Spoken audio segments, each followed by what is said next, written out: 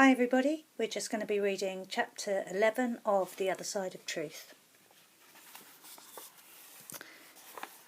Police business and cool gaze. There is a great banging and rattling on the iron gates. They've finished eating dinner and are watching television. Papa hurries to the window, draws back the curtain just a little and peers out through the bars on the window. The sky is dark but lights are flashing above the gates. Police! Police! Open the door! Open the door, I say, to the door. Oh my God, what have they come for now, following? Mama runs across the sitting room and puts her hand to grip Papa's shoulder. Open 'em, or we break this gato. Papa calls to Joseph. The young man runs and Papa strides across the drive to the gate. Sade and Femi watch from inside next to Mama.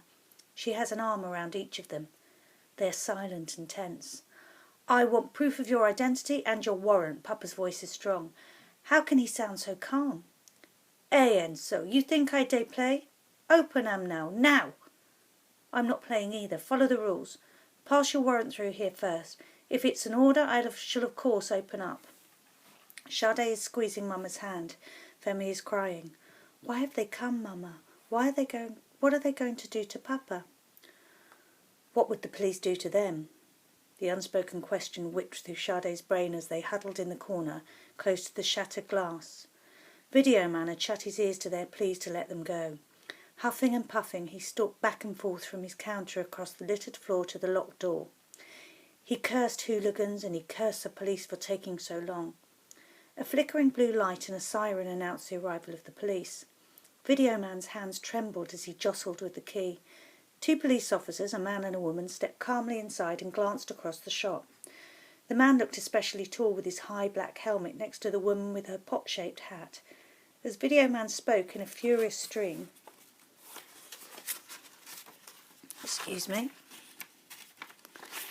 both officers listened with folded arms. The policeman's gaze shifted so silently and coolly that before she could look away, Sade found herself caught for a moment. Video Man broke off. Well, what are you going to do? He demanded. Can you tell us again, sir, what exactly did you see these kids do? Asked Cool Gaze. I've just told you. Tiny bubbles of froth appeared at the edge of Video Man's lips. The others sent him in to distract me. You could tell from the way they looked at each other, and three of them was black as these two. What did you actually see them do?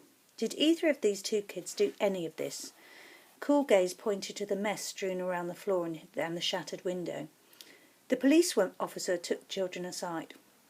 She pulled a notepad and a pencil out of her pocket. I need to know your names, your parents' names, and where you live. I'll start with you.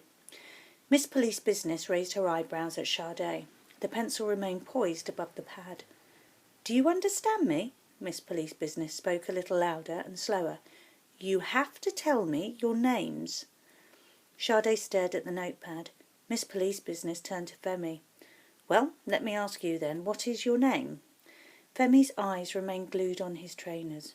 Well, who are your parents? What are their names? The voice was sharper now.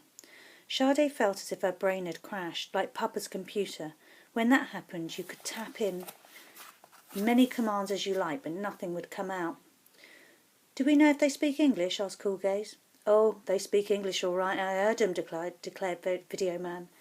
Cool Gaze towered them. Look, if you've done nothing wrong, there's no need to be frightened. Papa had read the piece of paper and Joseph opened the gate. Men in khaki uniforms and black berets surge into the yard. Papa's surrounded. Mama lets out a small cry. Stay here, she orders the children and rushes out of the sitting room to get to the yard. By the time she sprints down the steps, the police have hustled Papa out of the gates. Where are you taking him? Mama cries. Sade glimpses Papa's white shirt among the khaki as police push him into the back of their truck. No one answers Mama.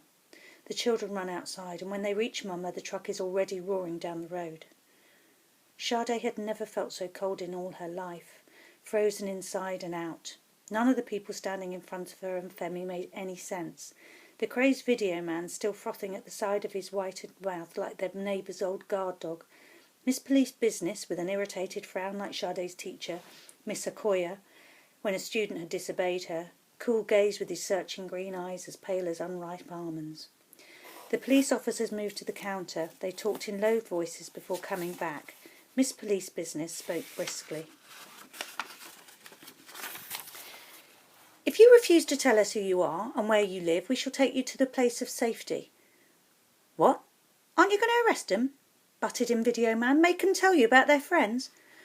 Not enough evidence for that, sir, said Cool Gaze. Useless lot, Video Man muttered loudly, turning his back. Come on, you two, Miss Police Business pointed to the door. You're coming with us to the police station. The emergency... Sade's mind crashed again.